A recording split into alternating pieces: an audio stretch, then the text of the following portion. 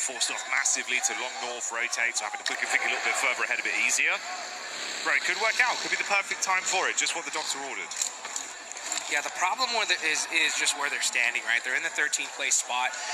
It's top 6 or nothing, literally. Yep. Not 7th is not good enough. So right now they are 19 points behind 6th place. Just a chicken dinner with 2 elims is not going to cut it. They're going to need at least double-digit eliminations here, especially if a team like the knocks a nice little revenge shot though, but Boobs, man, is putting in the work. This is devastation for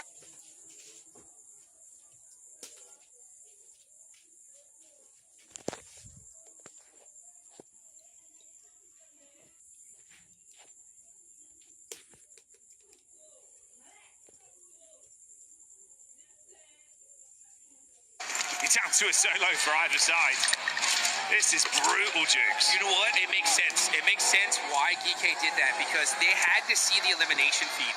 And with all those players knocked, they knew who it was. It was Wolves. It was GOAT. These are 2 teams that they need to pass up on the leaderboards. So I understand why Ragnarok says, I'll solo take the risk, because if I do end up winning that fight, this is huge for our squad, and it worked out perfectly for GK. Yeah, you're right on that barrier. 3 points behind now, and it's Wolves that are there gatekeeping you, so a massive upwards draft. Oh, there could be more in their timeline as well. Racing down, facing off 721 GS and Killer Joe just on the periphery inside of the compound.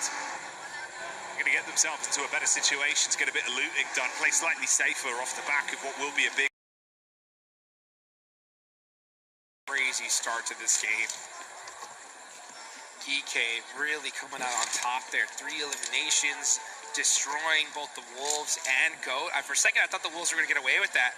But no, Ragnarok risked it for the biscuit. And I mean, it's little risks and plays like that could be the difference, right? From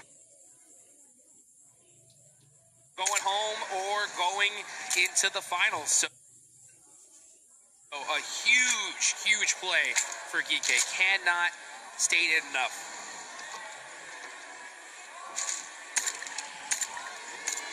You love to see it. They're going to be very...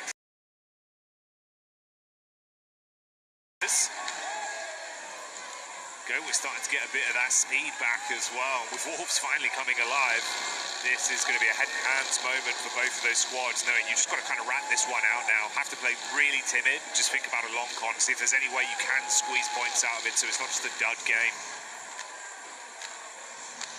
There's Wolf right there, heading towards Ferry Pier. Going to be looking for a boat here. They found a hovercraft. All right, so that's going to be huge for them to head across the water and into military nice and safely. See if they can avoid some of these other teams that may have some similar ideas. Dopeness is right there on the bridge, right next to them. But it looks like they're not even looking in this direction. So very fortunate for Wolf to get here safely. Another team that's looking to make that boat take is going to be E Arena. They're hitting. And as far as, I think there's a few other teams as well that need to be making this rotated here late. Yeah, you've got to get that push down from the northern side for Alula. Tiamba as well, still the top dogs in the lobby right now, to be top of the totem. And then a later wrap in towards the southern side as well for Alpha 7, with potentially a late passing over the bridge, depending on where this shifts for them and E Arena. See their POV on screen now. Here they come, man. 68 points on the board. Again, this is still a tight race here. Beauty driving that serpentine left and right, trying to get away from Young Galactico. Silence is forced out of his vehicle.